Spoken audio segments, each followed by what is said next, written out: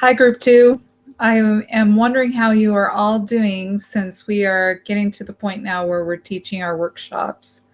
And I'm curious to know how you guys are dealing with all of that, how it's all going.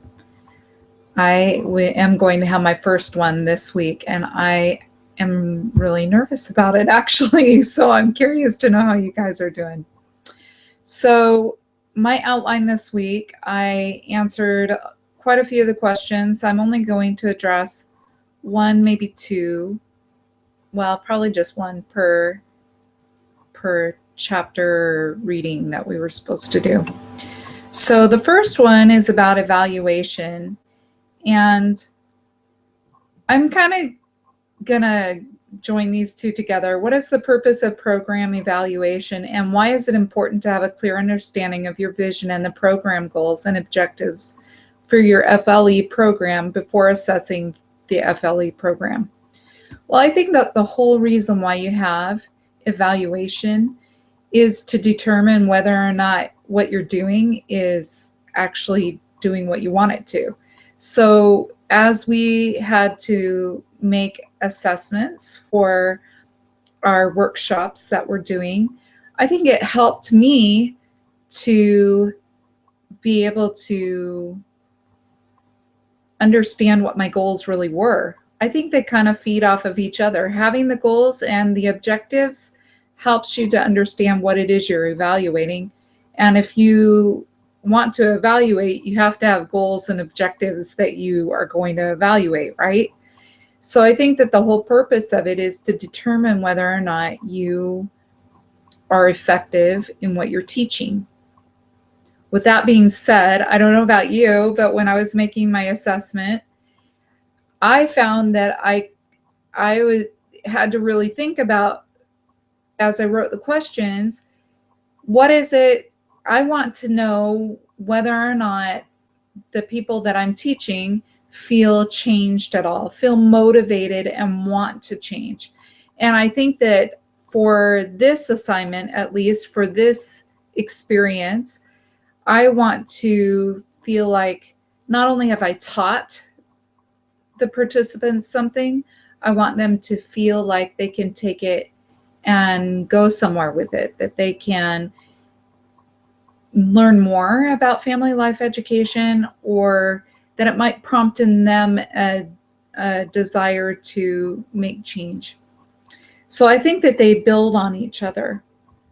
That's the first part of it.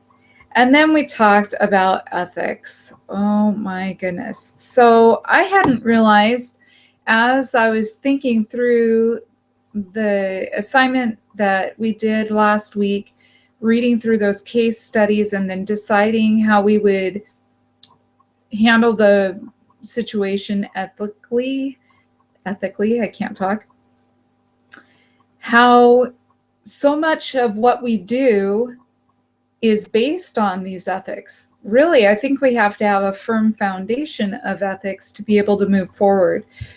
And so for me, I feel like that the first question was that I answered was, how can the FLE Code of Ethics strengthen your practice and the relationship with those whom you teach?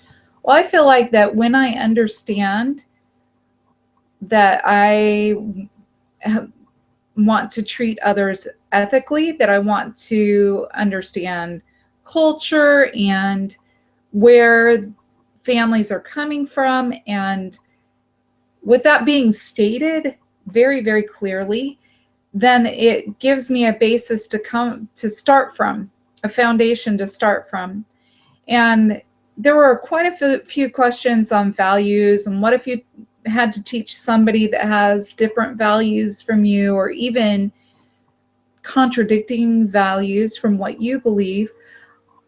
I actually think that having the Code of Ethics helps me, because family education, even though I have my own opinion about how families should be and what that should include, that doesn't mean that I can't help others to have the family that they want to have. I think that we're all kind of in it together, And having that code of ethics helps us understand that we all have the same human value. We're all a part of a human family. And that means that even though I might have differing values, people are coming to me for family life education. They're coming to me to learn how to have a better family. And I think that's a place to start from, and a place where we can work together and collaborate to help them learn what they want to learn, a place to start from to teach them.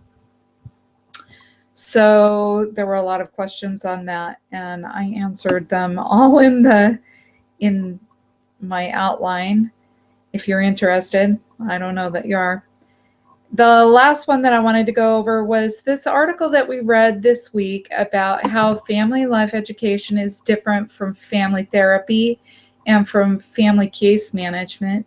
This was really interesting to me because I felt like this article helped me realize that what I'm doing is not family therapy. I'm not going back in time and trying to figure out what someone's problems are. I'm trying to teach about what a family can be. I want to help families realize that they have strengths already, that they have things that they are already doing that they can build on. They already have skills that they can build on, and by teaching them new skills and helping them to practice them and be responsible for practicing them, I feel like that this can help families to teach themselves. If they're receiving the education that they need, I don't know necessarily that they're going to need a family case manager or family therapy. There are instances when things happen. Yes, I believe that's true, and people need help in certain circumstances. But I think that for the most part, if people have education and can receive the tools that they need, that we know will help them to be successful, then it kind of empowers them and helps them to gain the strength that they need to be able to do it themselves. Anyway, I'm curious to hear your perspectives on what we've learned this week, and I will see you in your video. Bye. Have a great week. Good luck with your workshops. Bye.